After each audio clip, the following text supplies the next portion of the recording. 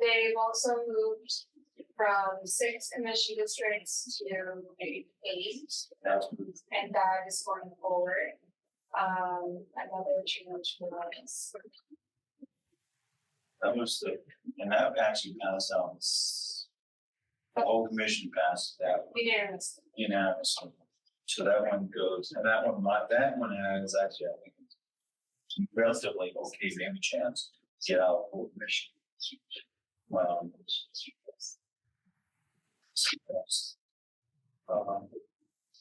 So that, and I'm not sure what's going to happen in term limits. We'll see what happens this Friday. Personally, I don't think it's going to actually, I don't think the citizens going to approve it, so I'm not sure why you put it on. It's too big term limits. Is it something that there was no changes to term limits, is what it is. I thought we haven't decided. Unless it's still under debate. We're still debating that one. Okay. Yeah. The other next thing is That and the CRCs and the every 4 years. Yeah, and that we did that back in October last year. Transportation committee, we just passed that out committee today. We had to vote 2 hours ago. We set up a structure of a committee that is going to be passed out unanimously. What this does is it set up a committee of 6 members.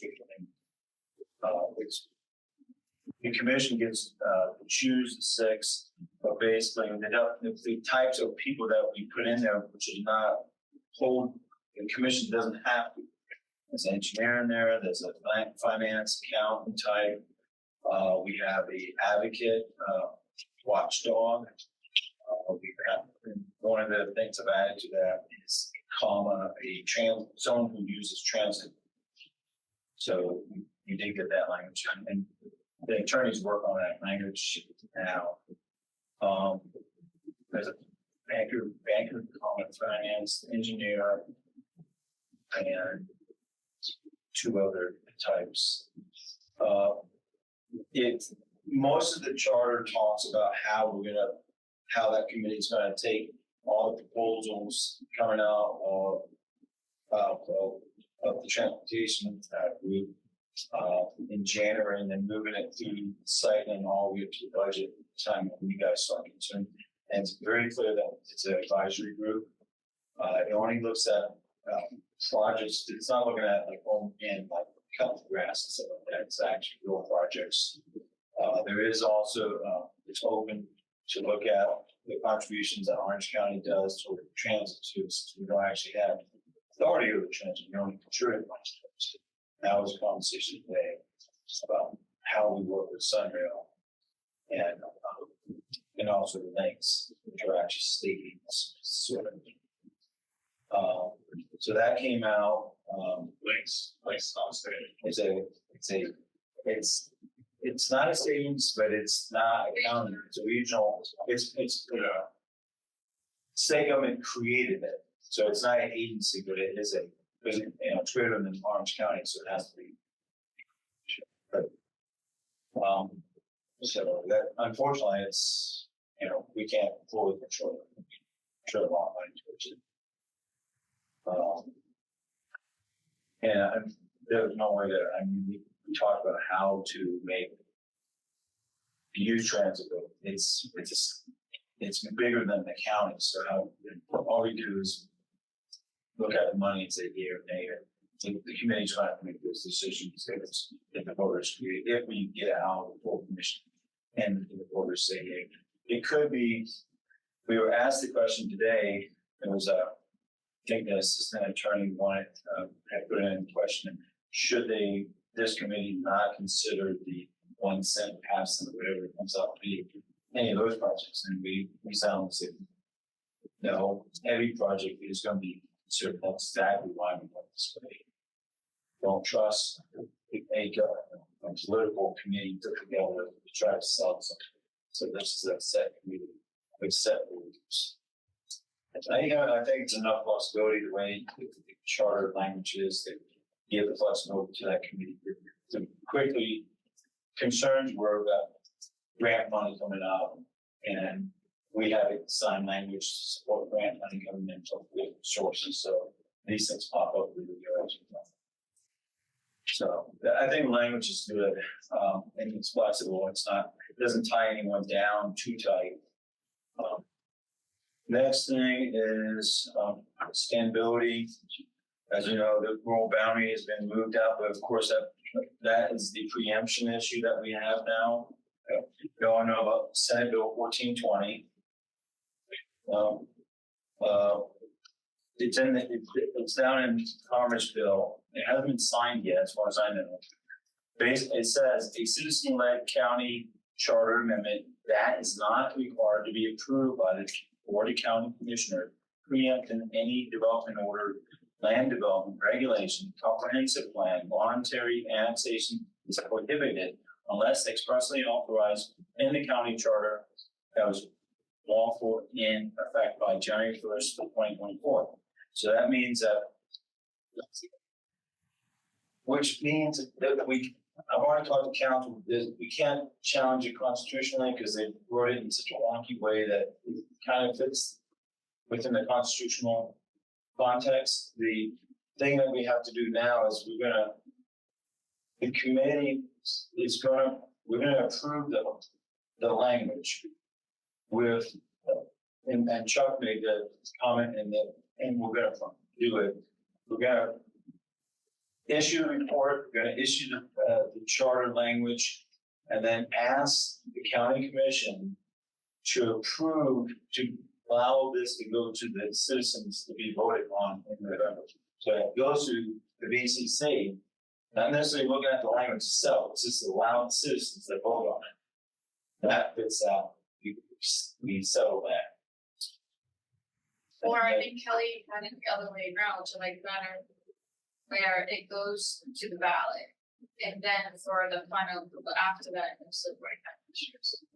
At least that way, there's political pressure from the voters for the boards to issue forward. That's it. If it's the other way around, the board may not even. It might not, but well, the way that I heard from Chuck, was to ask the county commission to vote on this by July 30th. Be put on the ballot. Because right now, the board says no. then you guys deal with the revocation election. You know, it's I know this just one of the districts says that if we do away with rural expansion like we're doing, we won't have affordable housing anymore. Fortunately, we have plenty of affordable housing. What's that statement again? If we do not allow urban sprawl, we will not have affordable housing anymore. That's stupid. Well, I thoroughly agree. I won't mention the person which commissioner talked about, but it makes no sense. And that's Absolutely does. sweet. It's not like they're gonna build cheap housing there. Of course not. It's a capitalist society. They can build cheap houses out there and then it's expensive transportation and cheap houses. You gotta look at both of them together. Even if there was $100,000 homes, which everything D.H. Horton and all the other builders, which I can't blame them, they're in the business of making money. Sure. And they're not gonna build something that goes out of goodness for $100,000 because affordable probably is on 80 to 150,000 in this community. And nothing's been built like that for 20 years. So we're gonna have to deal with that. We do know, there's at least one commission I know that has built that. And we'll work with that first. So the governor vetoes the bill, that means it won't go to the ballot. If he vetoes it, then it's dead. But the problem is this is still 3 lines in a big commerce bill. And every single member of our Orange County except, oh God, what's your name? Again, she's over on the division street, commissioner, senator. Regina. No. Geraldine Thompson. Verity Cobbs, she voted against it. And she's the only Orange man Yeah, it came down to Linda Stewart arguing with Nadia, whatever it is. And this senator is from the West Coast. I don't know why he introduced this thing. And he said specifically that Linda, yes, is targeted for Orange County.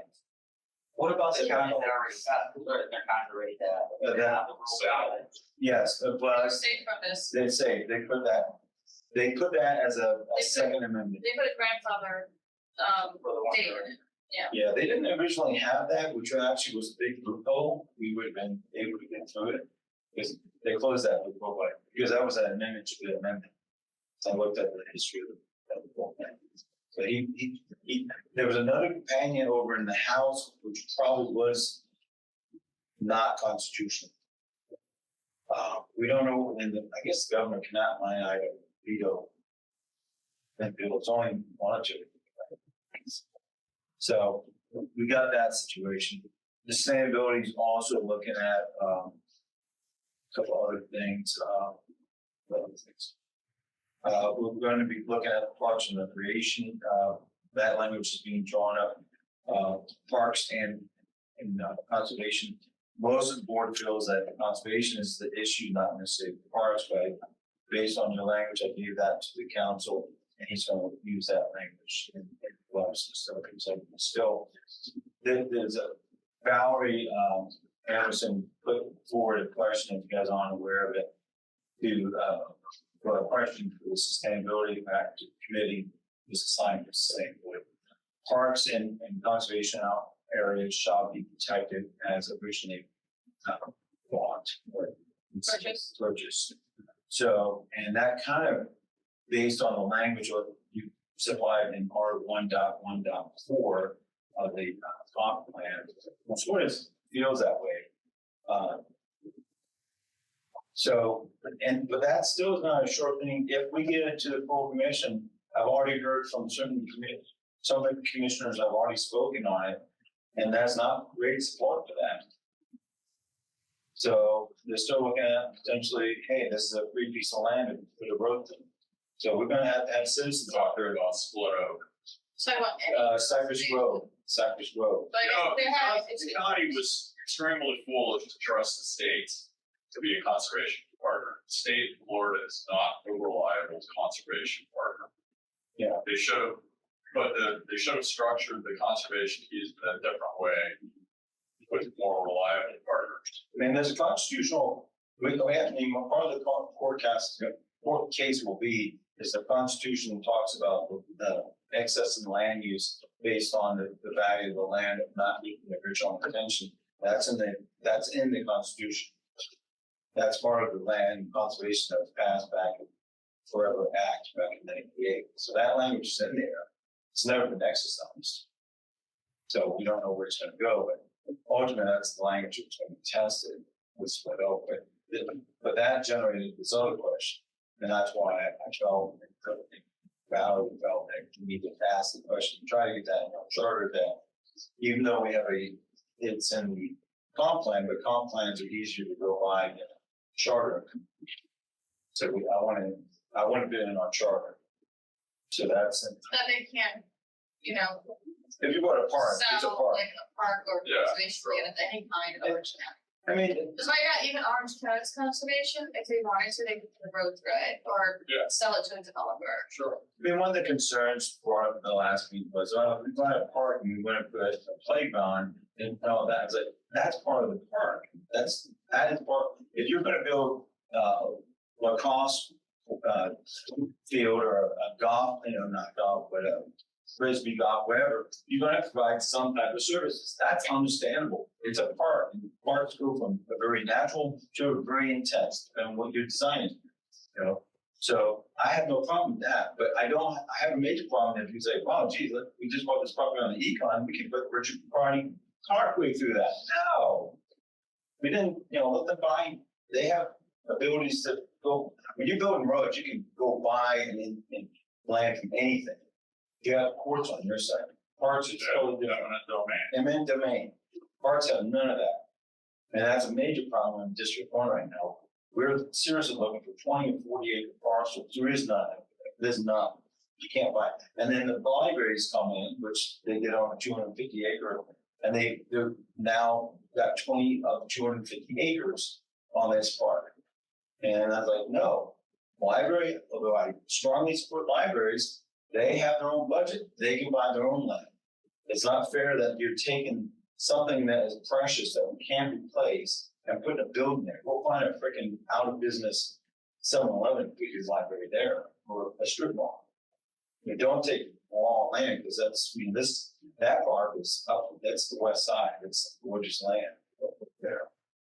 This team needs on that land. So anyways, it's, I'm trying to keep that moving. That I have a couple other things in that committee. I'm sorry, I can't remember. There's a lot of stuff here. Um, I know the fiscal feasibility. Fiscal It's heard feasibility. that you just started it. We just started. We haven't really. That This is is under the sustainability, yes. right? Most of it's under this. Yeah, we have 5 things. For everything. And yeah, we have a bunch of things. Everything got shoved under there, which is good because Eric is actually moving stuff through. Although that's all progressive, and we're going to hit a roadblock when we get to the full commission. Sustainability, the rural boundary, we're going to vote on it, and we need citizens to come support that because whatever we do to pass the commission, whatever the strategy is, it's definitely not forced. We're seeing get out commission for the 8 to 7 club. That's going to be tough to get that 8th person. Right now, I don't count the odds. All right, can we return to the financial, what did you call it? Fiscal feasibility or national Fis- feasibility. Fiscal feasibility, I don't know, that's one of Chuck's things. And I'm not. So it's to make a tool, that they have to use to make sure that any development that comes through, they analyze it to see if it's fiscally feasible. Right. If it's gonna be a plus on our tax dollars or a minus. Sure.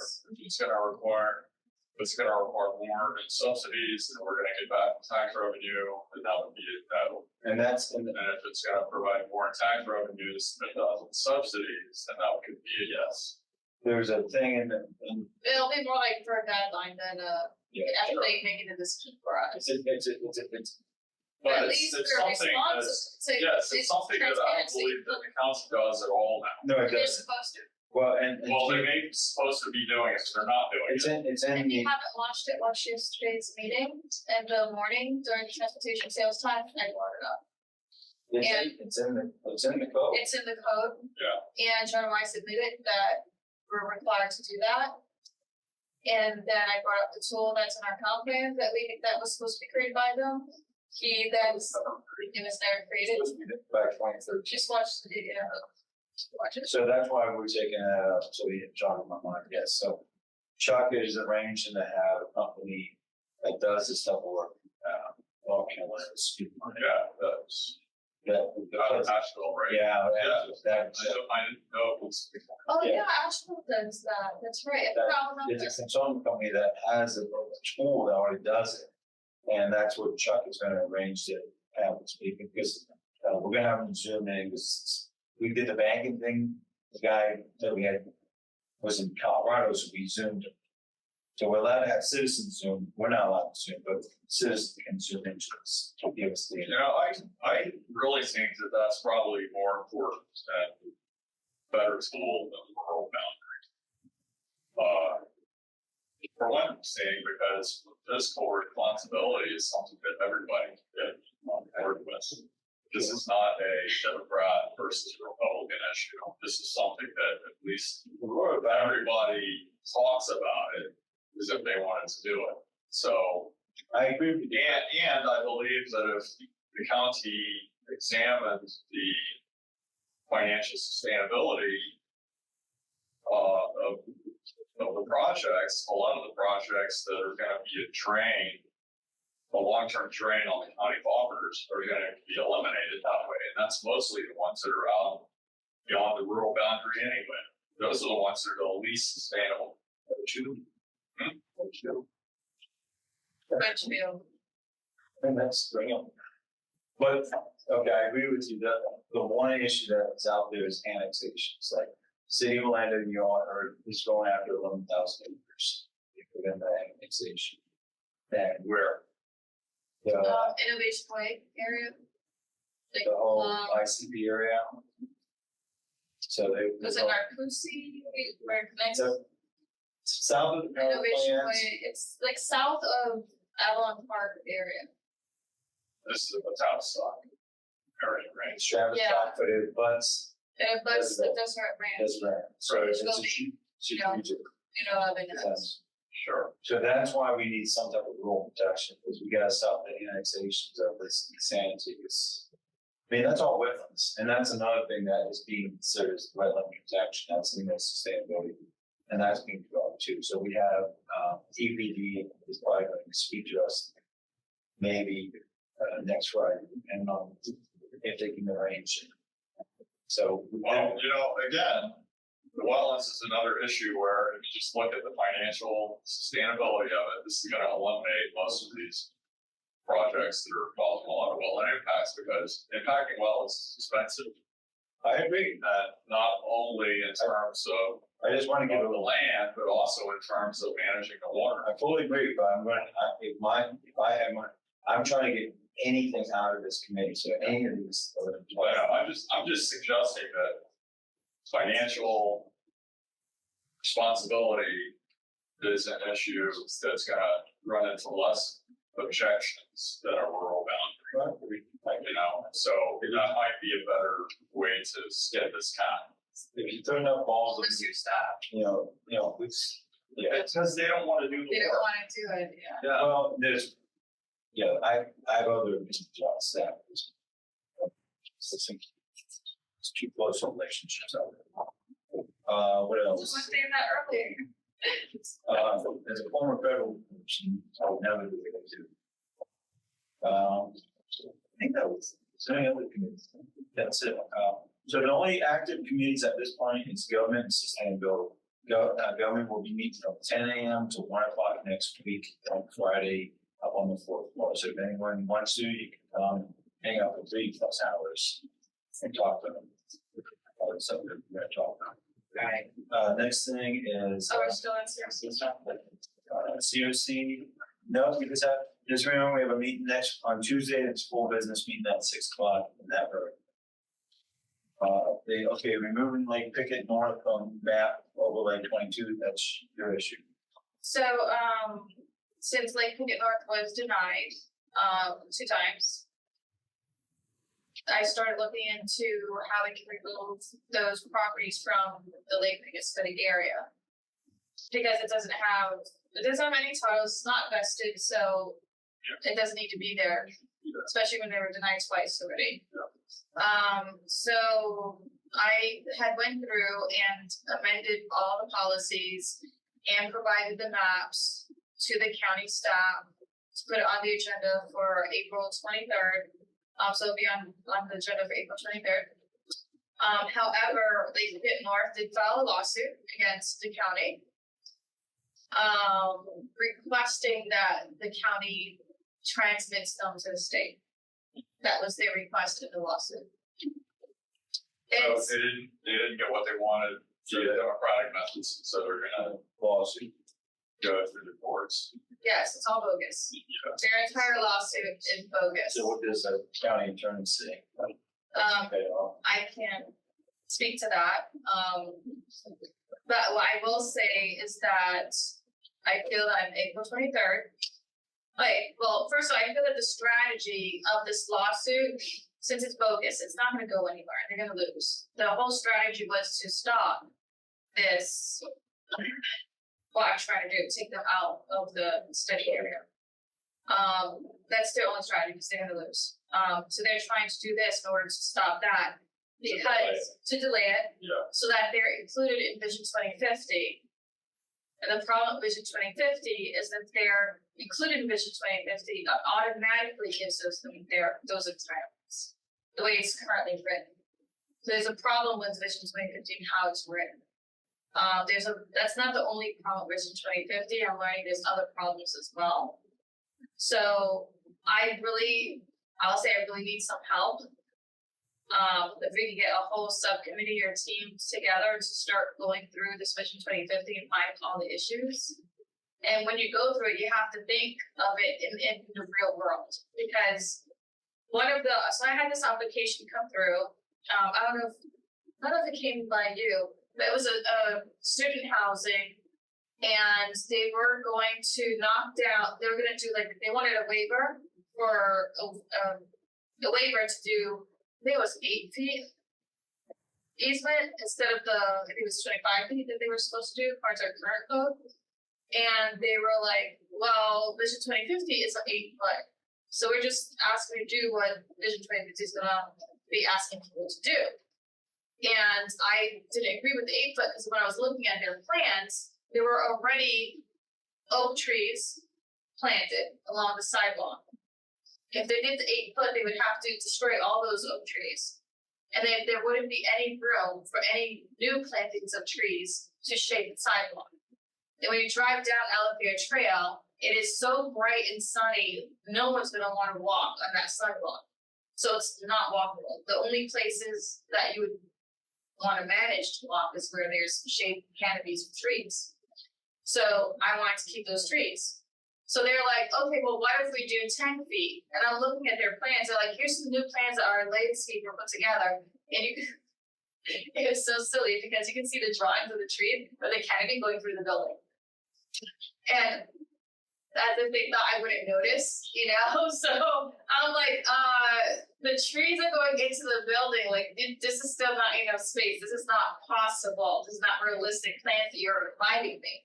So I said, we go from 25 to 15 feet. 15 feet will then give us enough space for those trees to still remain. And if you want to plant any new ones, there's space to grow and have some shade and stuff like that. So that's what they ended up going with. But the concern is that Vision 2050 is going for this 8 foot easement, which isn't going to make anything walkable because none of the sidewalks will be shaded. There isn't going to be any room to have any trees at all. So it's Vision 2050 is not realistic in its endeavors because the whole point of Vision 2050 is to have walkable neighborhoods. So it doesn't work. So when we're reviewing this, we have to review it with the lens of putting it into practice and actually seeing if it is realistic or not. So that was and if it wasn't for that development that came through, I wouldn't realize that was a huge issue. 8 feet, you're moved down, because sidewalks is 10, 12 feet sidewalks. And that's what I was thinking. I was thinking they're creating a New York, but worse because there won't be any Central Park. Well, Because New York works because of the density. UCL is not going to be that type of density for a very long time. We have 14, 18 stories. That makes sort of sense because you do have a protocol where you're going to have some roofing over that. Was in New York and Baltimore. No, because the New York City, the streets are a grid. Oh yeah, there's grid. So, but they're grid with north, south, east, west. Yeah. So there's a time of the day when you're walking in New York streets in the bright sunlight and everything is rotting and heating up along the road and it smells terrible. I hate New York in the summer. It's just disgusting. It is I do not like going to New York in the summer. It's a hot place. It's humid too, and then landowners who own businesses will pour chlorox on trees to kill them. I thought they don't want trees to kill businesses. But there's the sidewalks from the street to the building. There's no green space unless they do have those blocks with the little tree. But it's pretty rare in Manhattan. And then my point is 8 feet is not actually deep enough. 8 feet is real. It's barely the width is stable. Yeah, the sidewalks. It's not. So the 8 foot is easement from the sidewalk to their building. Okay, so you have some undetermined amount of sidewalk. So there's a right of way. Right away. You have the right of way, and then 8 foot beyond the right of way. Yeah, it's an 8 The foot. sidewalk is actually within the right of way. Yes. However, depending on where you are, so like where this development was, your right of way was only like 6 feet.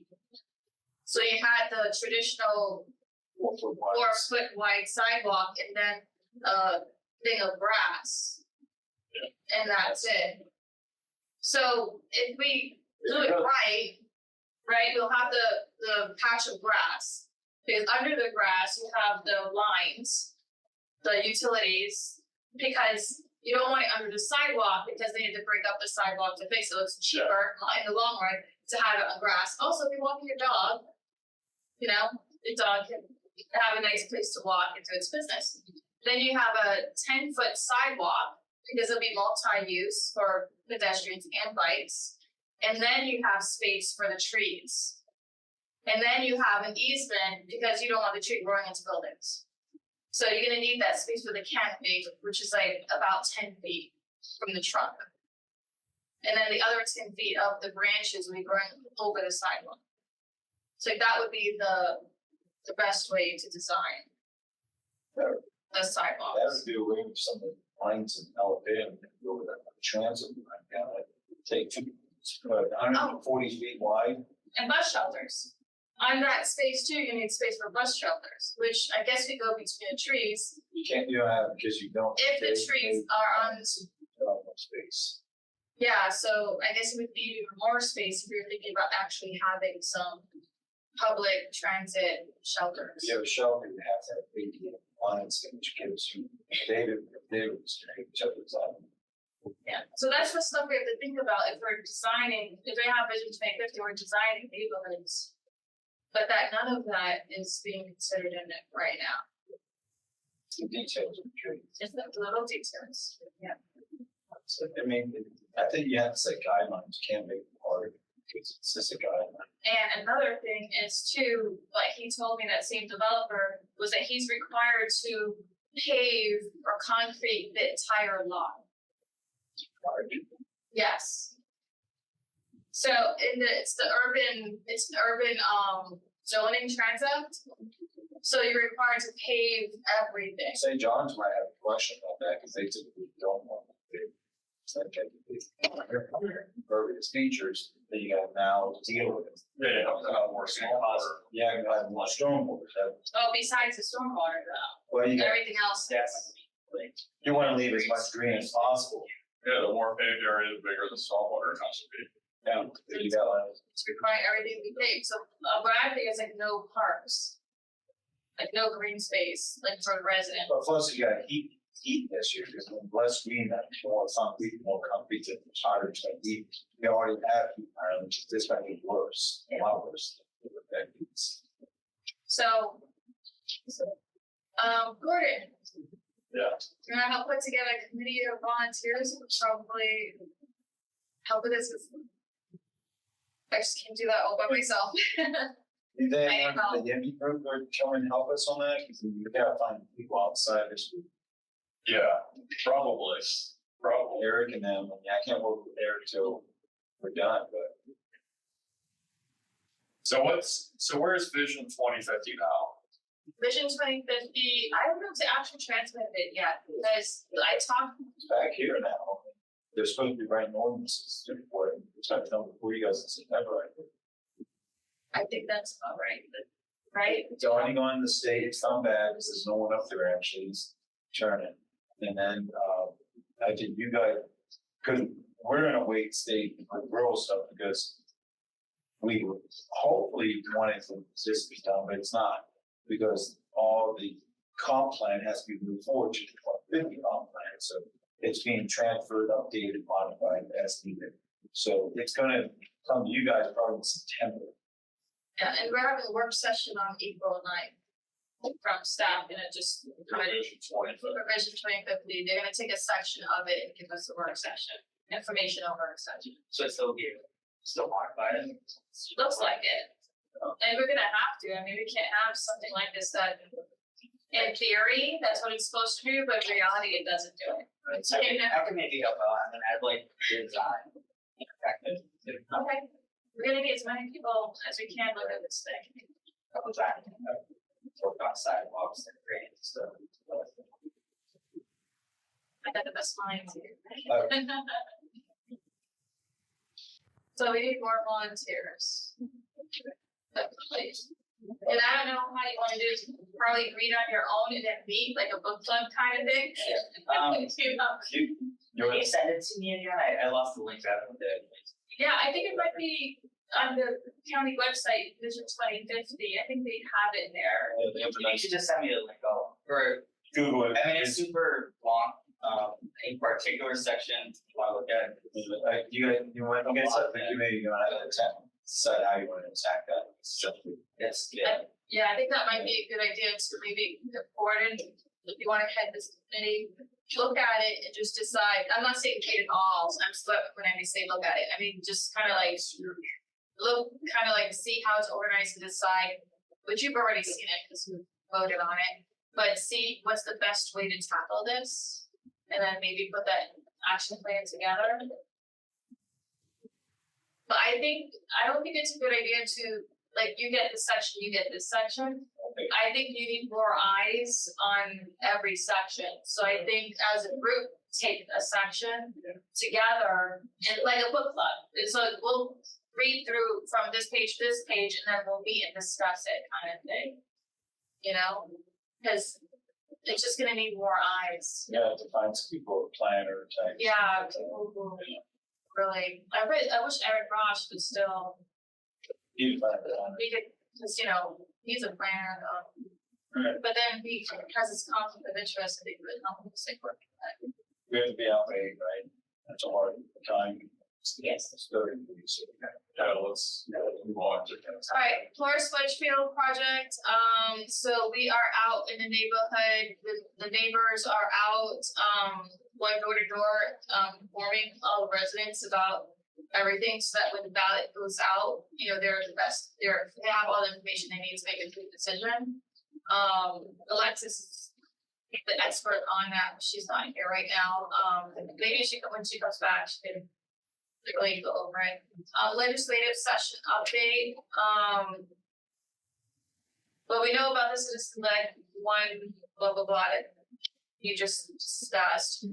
There was another one on Airbnbs, where, so we have in Orange County unincorporated, we have a ordinance that prevents Airbnbs. They changed the state statutes that if we wanted to make it less stringent, we can, but we cannot make it more restricted and still keep our ban on Airbnbs or whatever. Like it gave us more leeway. Where beforehand, if we wanted to make an amendment to our ordinance, that it would just cancel out the whole thing. It's preemptive. So that is actually a good thing that came out of So, just state, yeah, that was actually a good thing. What else happened? Well, the Live Local Act, a good thing about that. So right now we're having an issue where we have these already existing apartment complexes that are applying for an exemption of property taxes under the Live Local Act, saying that they're affordable. Well, they're raising their prices while they're doing that because they even with raising their prices, they fall in the affordable, which is not affordable. According to the state, it was 120% AMI. You know, which is not, I mean, that's 20% above like the average. what's the average income for Orange County?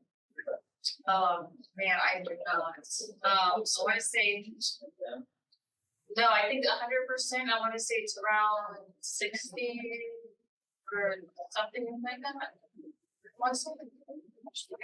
I think 120 was like 190, no, sorry, 90,000. And then it depends like how many people you have in your family. So it goes by different things. So the change that happened, which is really great, and Pasco County was really pushing this, was that the Board of County Commissioners by a certain date, we have to do it every year, by 3/4 of the board has to vote positive or yes approval of doing a Schimberg, the Schimberg Center. It's the University of Florida, and they have all this data on like all the housing costs. So if it shows, that report shows that we have a surplus of properties for the 120% range, then we can opt out of giving a property exemption to these properties that with that price range. So we already do have surplus of those properties already, so we're actually better than that. We have lower cost properties than that. So we can, the board has to take action though to do it. And on an annual basis. I think that's about it with the most important. Oh, no, the homeless camping, which you brought up. So you reminded us in the last meeting, copy of the commissioner. So they made it illegal to camp on a public space, unless it's a state property. So I guess we'll have tents all down 50. Well, I mean, They can do it there, the state right away, but they can't do it in the county right away. so, So no more camping in no more- Robinson. no more camping in public right away. The county though can put aside an area where it can be designated for homeless camping. It's already done, I think. To the right, that's right. Right is red door. So yeah, and so I presented some ideas to the board on different ideas that we could do to just get some quick shelter space, with especially the pallet shelters, which is so you can just unfold it, it's set up. And the company, they charge like $13,000 starting per shelter unit. Wow. And it's a quick setup. You can have it set up in like 2-3 weeks. It also comes with consulting help, so because they want to make sure that you're gonna have wraparound services and help these people get to permanent housing. State didn't do it. It's not supposed to be a permanent solution, it's only temporary housing. The state had put aside in this $67 million, which is definitely not enough every time. $8. Maybe, yeah. That sounds like it, right? Because 67 counties is 67 million. In Levy County, And so I don't remember what we had under new business. new businesses. Do you have a Lexus? Yeah, Those are you- farm and FTA. Well, Joe, you go first on the FTA. The signage and Okay. Well, we've got all the school problems. I'll give you some good news that happened in Settle County. Out there a little bit econ, Settle County, there was a property adjacent to the Ranger Station on Snowhill Road, north of the Econ River.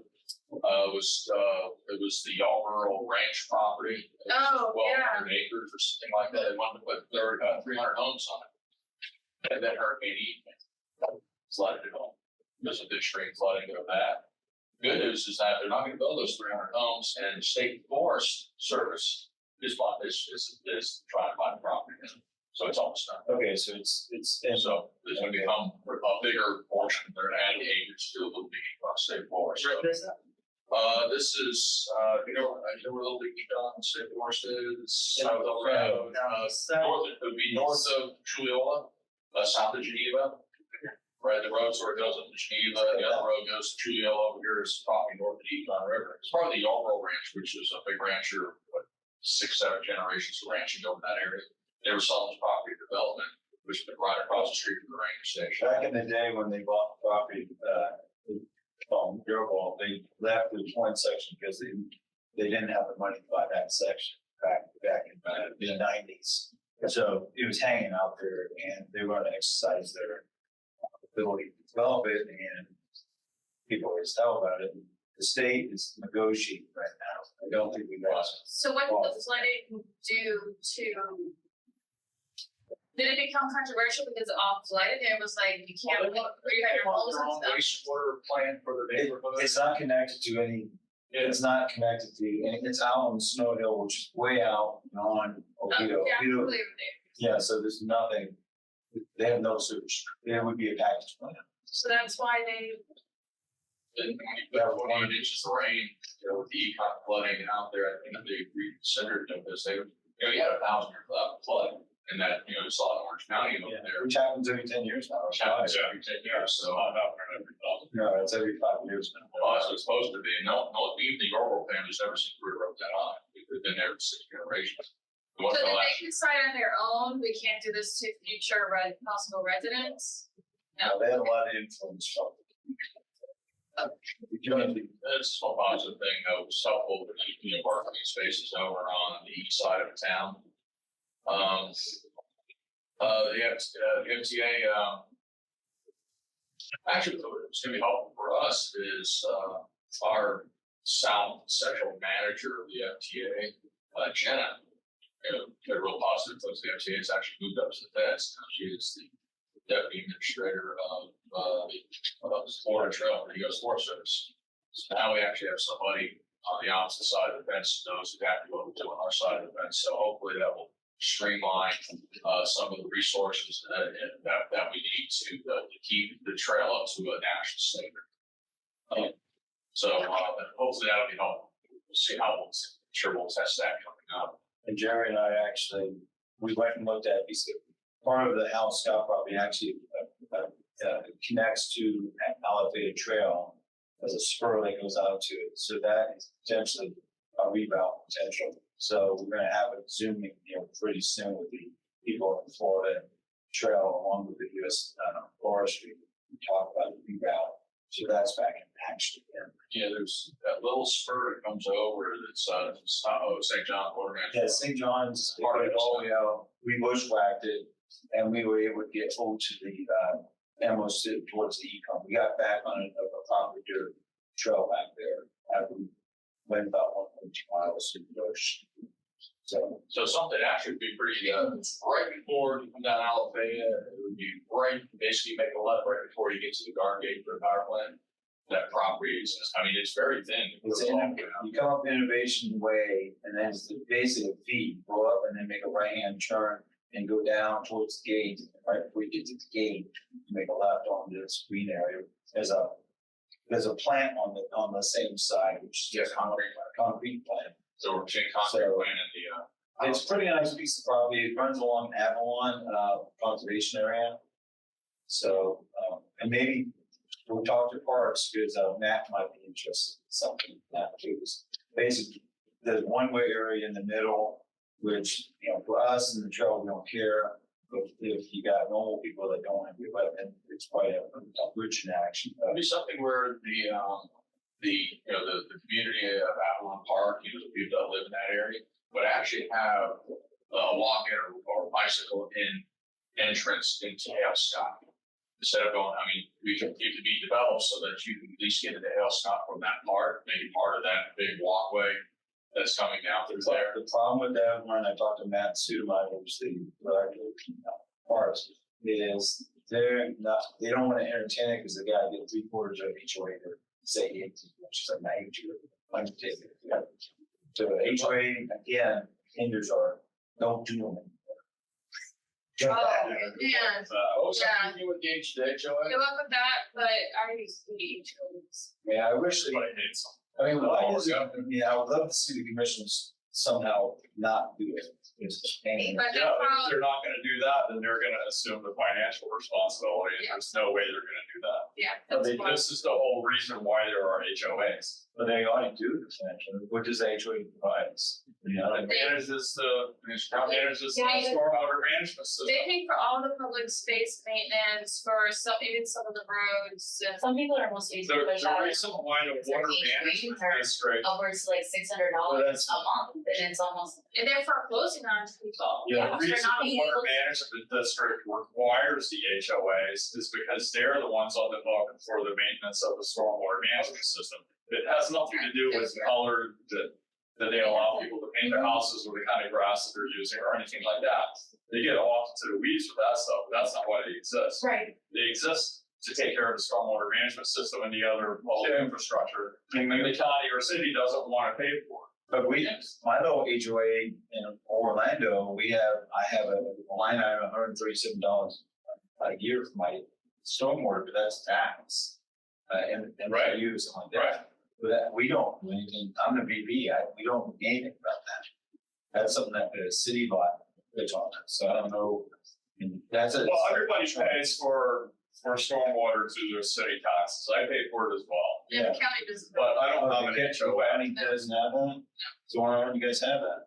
they talked about it and I'm not in favor of it because I don't have any storm ponds. Why should I pay for storm ponds? I would think it would be applicable to the areas that have it. I mean, it's easy enough to zone it because you know where the roads are and you know the impact areas. I mean, you got roads. But thing is, like, You do so, have- well, for me, so I'm in a different situation. There's a road in front of my house, right? And the runoff actually comes to my property and I have a small pond on my property that I have to pay for to maintain. And then you want me to pay taxes to maintain these ponds, but who's paying for the one that's on my property? I feel the same way You know, at it's just school. like- and I don't want to take the kids either, but I do. Well, that does affect you though, because, like, the economy and everything, like, I do wanna go get services, they have to be educated to provide those services, so you're paying for educated Well, I mean, civilization. yeah, but and stormwater is the same way. You got diseases and that stuff, and if you have Well, we have mosquito control, my taxes pay for that. Flooding, it's not for floods, it's for flooding. We have mosquito control for disease control. The Florida Trail Association, we're trying to encourage, the citizens of Orange County to use their public spaces that are around East Orange. And we talked about it last about, Charles H. Bronson State Forest to be shared between, Orange and Settle County. But basically, the recreational activity is actually in Orange County, where the Settle County is a camping operation. it's Phillips Road, I think. Yeah, Phillips Road. So, it is the least visited state forest in Florida. There's nobody's there because there's no signs. So, the signs, any movement on that, did my staff connect you with the works and stuff? We're working on it. Okay, So, any word from Public Works? not speaking. What do we need to do to make public works actually? Is there anything in hindrance we do? No. I don't know. I've never worked with public works. Alicia, do you have, Jen didn't connect up with Public Works? My understanding, Jen did connect to the public works. We Yeah, have, did you get, so now Public Works connected with you? Not speaking. That to me. I'm looking up this case now, to see where it comes from. I've been a phone number that I didn't recognize and didn't answer. I didn't do it. Well, it's 8836, that's the county. If it's 407836, it's the That's county. the county. They might have called and I wouldn't know. I never answered. You should think how to email them though. Yeah, you got something to go. But if we don't hear from them, I like to see, if you put me on CC and I'll call them. Yeah, so what we're trying to do is have a sign, a double-sided brown sign that says, Charles H. Bronson State Forest with an arrow down. Basically, it's about a mile back on Phillips Road behind the community. It's where the entrance to the forest is. And Yeah, it's You just don't know a it's sort of there. simple thing to Everybody's- do, you just have to connect it with Just Public like a Works. simple brown sign, like the Joseph Hatch, a brown sign on the big. Because we print them all That's all we need. in-house, yeah, so they're all printed we just want to in-house. say, double-sided right there at the intersection of. It'd be great to put the National Scenic Trail, but it's not. And we would, after the county put up their sign, we would put our FTA shields double-sided on that, so people know it's far from Boulder Trail. Yeah, we get. They would disappear. Well, Another thing I have done, we could ask them if they make their own, we could give a Yeah, I'm not PDF. finding his I got some nice ones sitting ready to go. No, I know, but we can actually give them printed. If they're printing them, we can make them part of the sign. So they can't steal the sign because they're part of the sign. Alright, Jerry, so I'm not finding your case on our system. Well, How you doing? It's just great.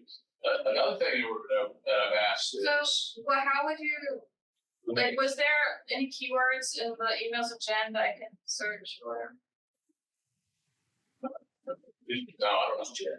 I just told her to make a brand new one, it said top priority due right now, Sorry. because we put it to her before, so I'm just writing Well, if her. there's no case, then she's not going to.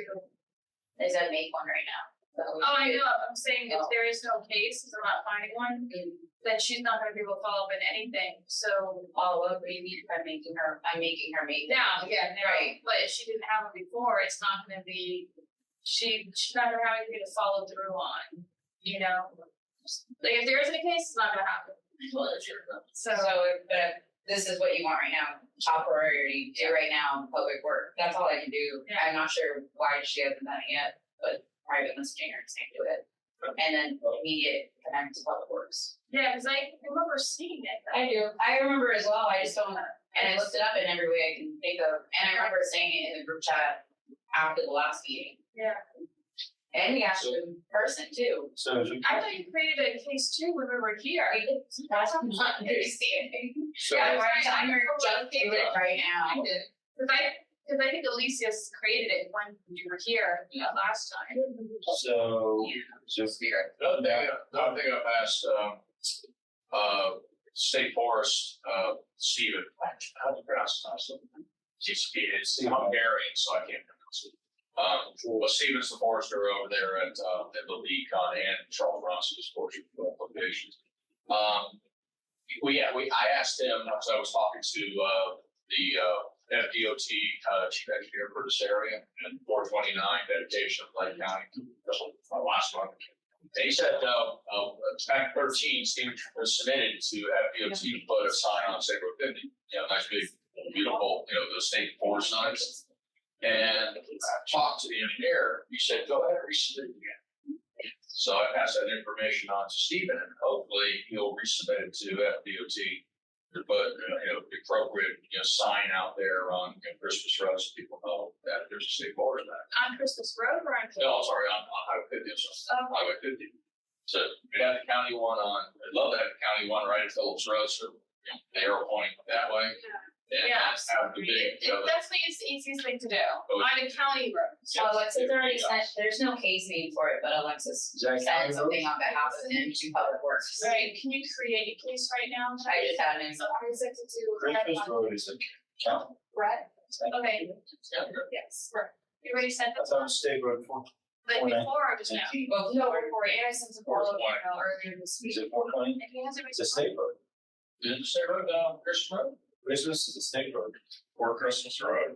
Try to get who else public works then. So Maybe Brett's too busy, he's more on just like, You finished. 419 comes out from where that- I'll send you the case, and you. So the York Road is in Seminole County, yes. Yeah, and then this, Charles Bronson is only partially in Orange County. It Yeah. looks like it's really close to the county line. Yeah, the least, okay, you know, so it let's straddles both. move on to the farm letter, and then we'll have Alexis make her quick florist thing, and then we'll adjourn. Letters that direction. And Oh, you got copies. have copies. And those two copies go that way. So I'm not gonna get this all right, but Kelly is the holder of the data. But in our sustainability meeting last time, Scott Boyd presented this letter that the Farm Bureau was against this. Well, it turns out, according to what we have learned, is he never had approval to actually submit this letter because the board never voted for this. In fact, the person who was from the Farm Bureau didn't speak, but he was going to speak in support of the rollout. So something's going on with Scott. He's messing around on the west side. He evidently is walking around and telling people on the east side. He's going around and telling people as of last night that if we pass this rule about it, they won't be able to use the land anymore. And the land use can be changed. It's all BS. And Kelly told him and the others in the community center that the only thing it does really is heighten the level of vote. So there's more review of development. So evidently one person who has 600 acres said, he's already against it because he wants to sell his land. So I don't know where that land is, but somewhere on the east side. So Scott Boyd is in action, he's spreading rumors, and so I appreciate it.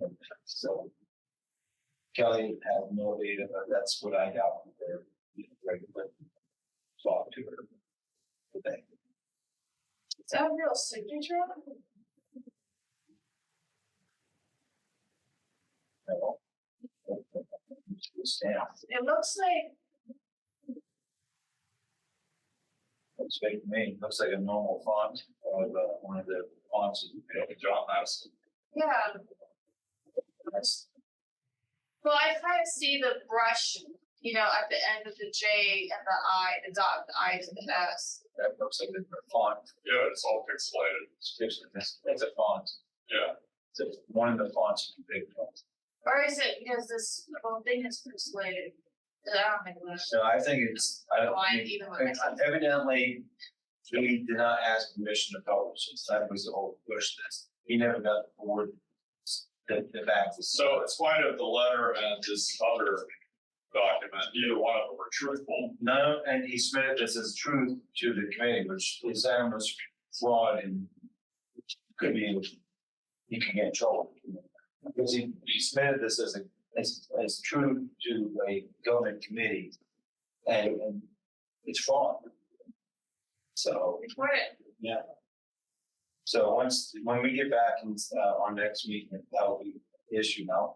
I'll ask the county attorney to pursue Report it. it to whatever agency. The county attorney, that would, or the comptroller's It's not office. the county attorney. It would be the state attorney. Okay, when I go in committee next time, we'll bring this up. Eric and I, others. Kelly was doing it exactly what she wanted. But she was in the last night, so. I just got a quick call, and a text. But that's basically it on the farm bill, so. I don't know what, he's trying to kill this on the west side and the east side now, so it's messing around the whole county.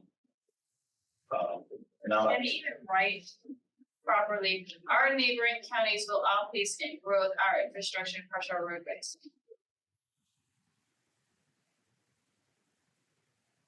What's that supposed to mean? crush it on them.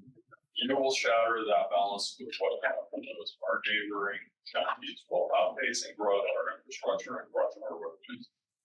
They already do that. No, the sentence doesn't make sense now. Anyways, okay, let's say. We have balance.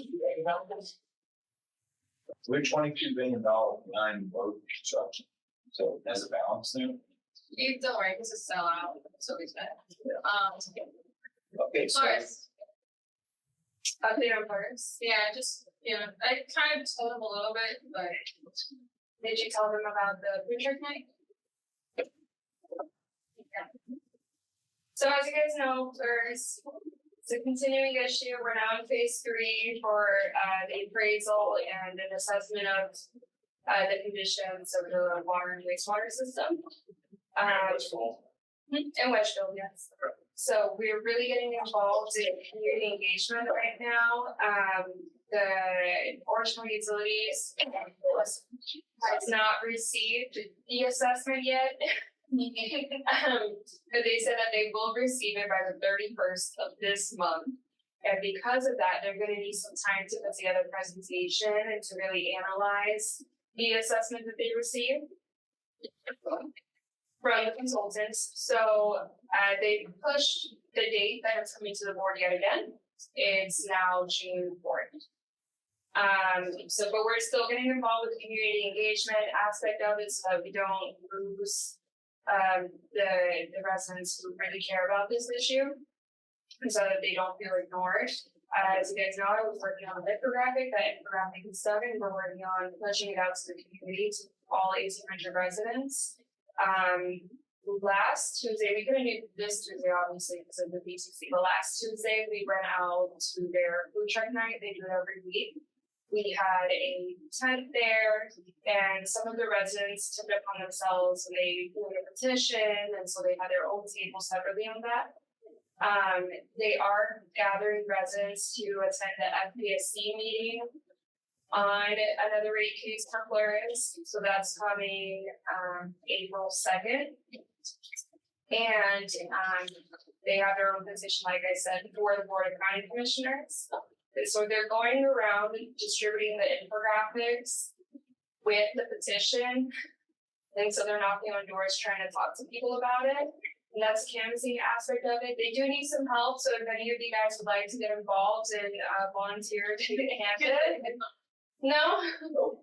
Well, let me know if you do, because I can really. They could really use the help. If not, please attend the BCC meeting and. So this group is in favor of OUC extending the water out to them. Orange County utilities will not be able to extend the water, but they can make their own capital improvement projects on it. What they've told me is that they have found concerns with rusting pipes and all that, so they've said that it looks like deferred maintenance. Okay, but this is from the private utility company that Yeah. serves them, Mhm, right? so It's Orange not County OEC Utilities- or Orange County Utilities. Well, the private florist has been doing some deferred maintenance, or it looks like it has been. Right. So when they made their own assessment of it, and they just based on looking at it, they can see that there are concerns and that the residents have a right to be concerned about it. Orange County Utilities would make capital improvement projects, but right now we're just trying to see if the residents want them to purchase the system. And But so they can't But extend the the pipes, residents will but be they paying, can own the and residents will operate. be paying for everything themselves. Excuse me? The residents are paying for all of it. Yeah, but I Yeah. understood that the county was underwriting.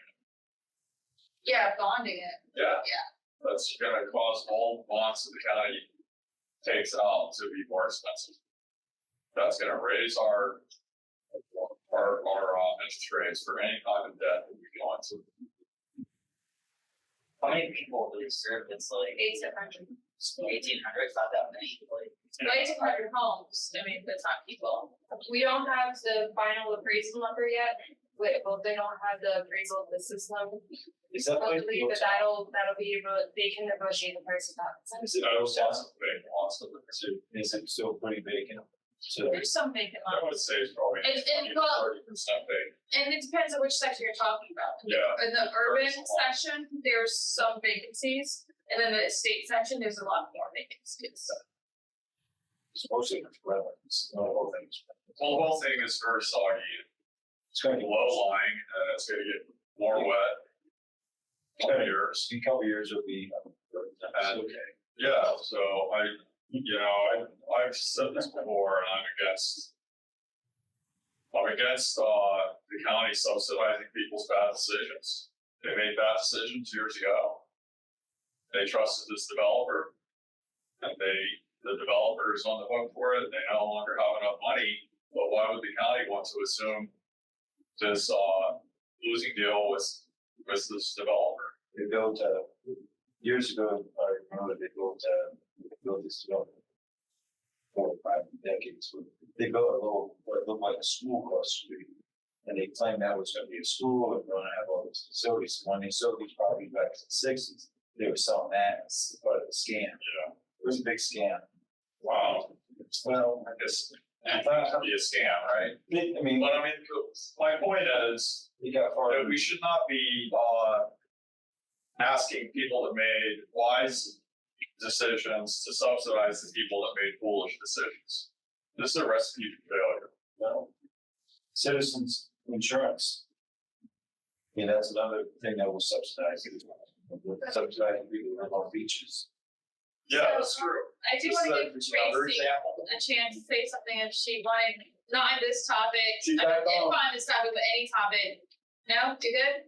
Get out of your Did car. you want to talk about the HOA? The H- She's talking about such a large. I did put something in the chat about, as you were talking about the HOAs, we were talking to someone who lives in, she's renting it currently. She's thinking about buying the condo, and her HOA fee is, I think it was like $777 per month, which I live in a house and my fees went up to 400 and something per year. And so $777 a month just seemed ridiculous. And it Like, causes, It's like, it well, causes the Yeah. cost of homes to be cost prohibitive. Because if you can afford the mortgage, then you've got to pay the exorbitant homeowners insurance costs that we have in Florida. And then when you tack exorbitant HOA fees on top of that, we're pricing people out of home ownership. You also have to add the CDDs. True for some communities that have those. What's the CDDs. city? Yeah, I never heard of that. Yeah, but each Oh, Ormond Park has a 30-year CD. Any upgrades of anything, the community agrees to have. It's It's a specialized tax over just a regional area.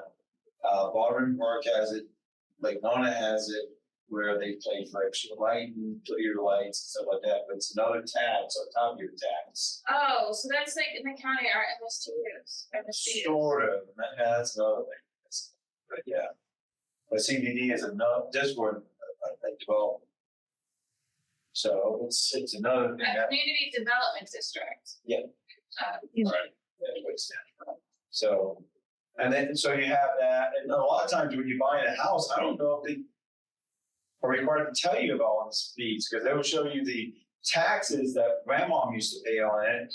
Of course, she was paying on a house that she bought in 1968, and the taxes are only like $1,000. All of a sudden, you get a new tax bill, and it's $9,000 on the new,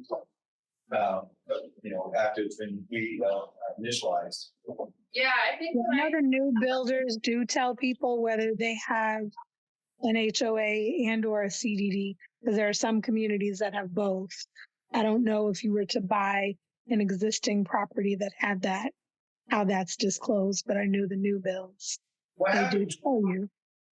Some of these places have multiple H. You have an overall HOA, and then you have like subsections of HOAs where you have a massive development like Nona. that would be like Baldwin Park too. So you actually get by multiple layers. You could, yes. So all these fees are just down. Yeah, Buyer beware.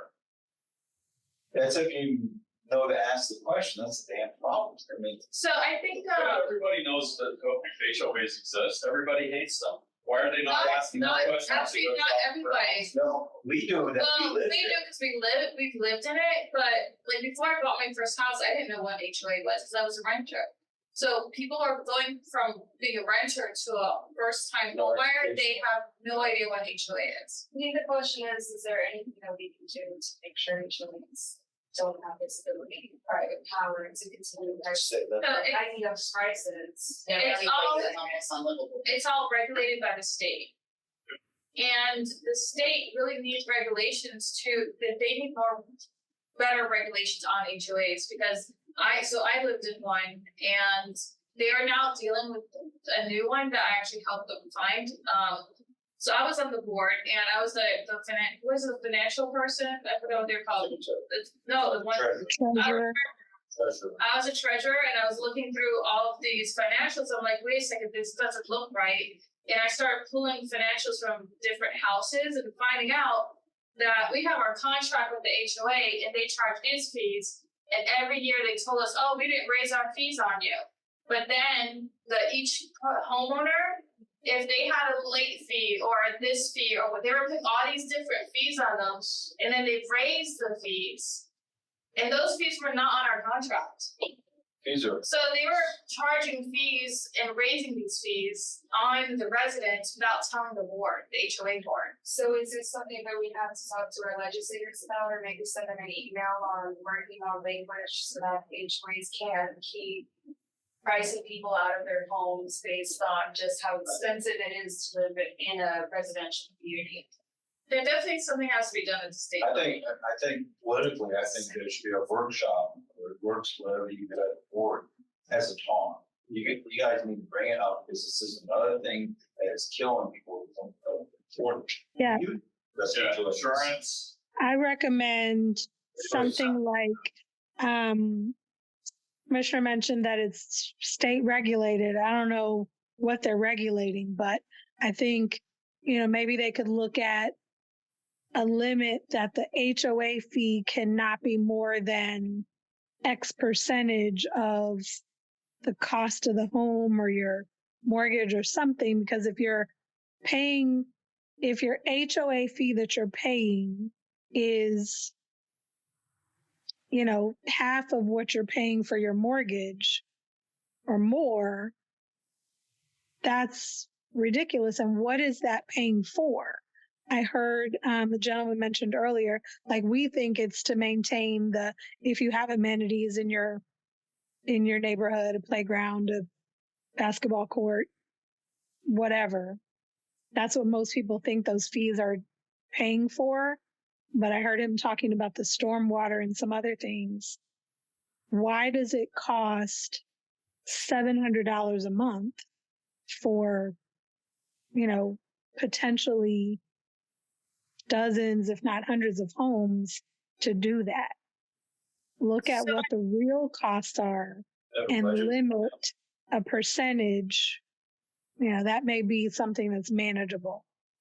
So the HOA fees are determined by the HOA budget, and then it's separated by the homeowners.